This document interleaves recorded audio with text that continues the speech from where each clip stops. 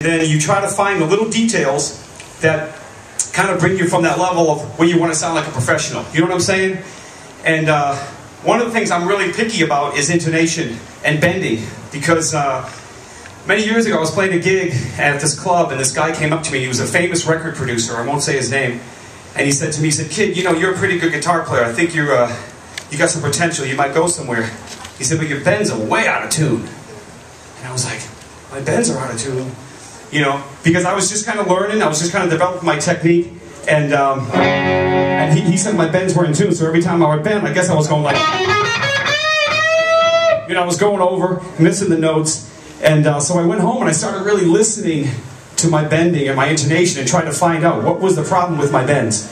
So I kind of practiced, and I came up with this little trick. I said, you know, we all got these electronic tuners that we're all playing with, the tuner, because nobody can tune a guitar anymore by ear, right? And so I started kind of just taking scales and just playing little riffs and kind of going like...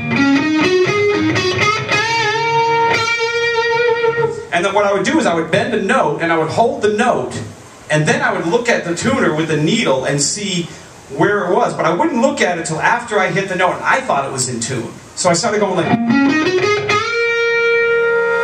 So that was right on. But I noticed I was sharp.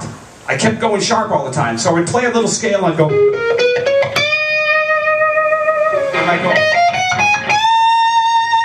And I started using my ear and really listening.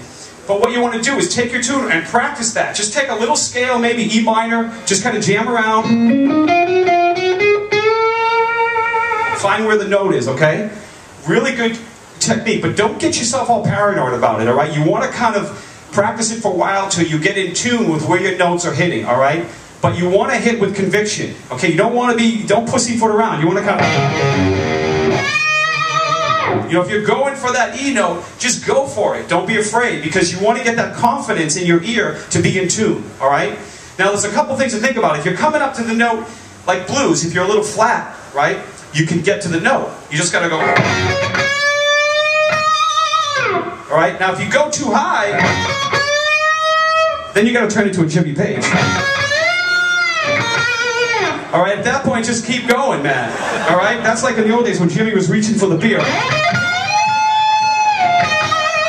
All right, so if you go sharp, man, just keep going. Do a couple whole steps or something at that point, all right? Is that a good tip? You guys happy with that?